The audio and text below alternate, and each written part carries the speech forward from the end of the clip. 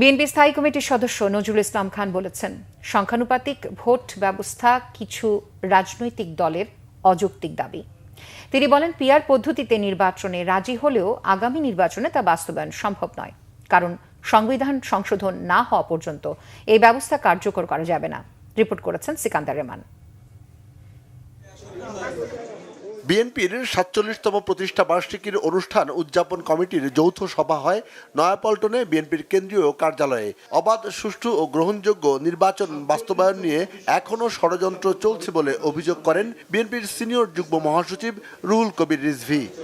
এখনো কাজ শেষ হয়ে যায়নি, গণতন্ত্র এখনো পুনরুদ্ধার হয়নি। আমাদের সেই গণতন্ত্রকে পুনরুদ্ধারের জন্য আরও আমাদেরকে হয়তো বিপদ সংকুল পথ অতিক্রম করতে হবে এবং এই কারণে আমাদের দলের সকল পর্যায়ের নেতাকর্মী এবং জাতীয়তাবাদী শক্তি তারা প্রস্তুত। আমাদের অবাধ সুষ্ঠু নির্বাচন এখনো নিশ্চিত হয়নি। নানা ধরনের আমরা চক্রান্তের কথা শুনি, নানা ধরনের মাস্টার প্ল্যানের কথা শুনি।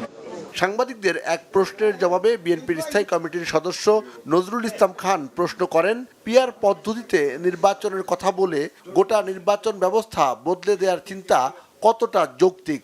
এরকম একটা বড় পরিবর্তন জনগণের কাছে পরিষ্কার নয় বলেও মন্তব্য করেন তিনি।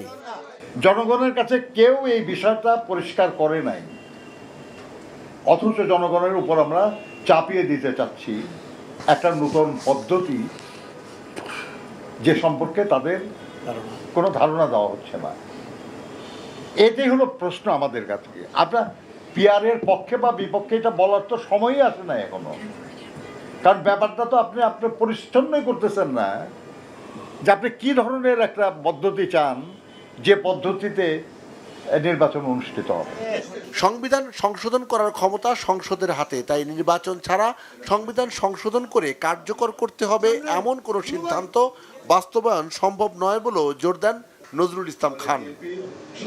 সিকান্দার রেমান, বাংলা ভিশন, ঢাকা।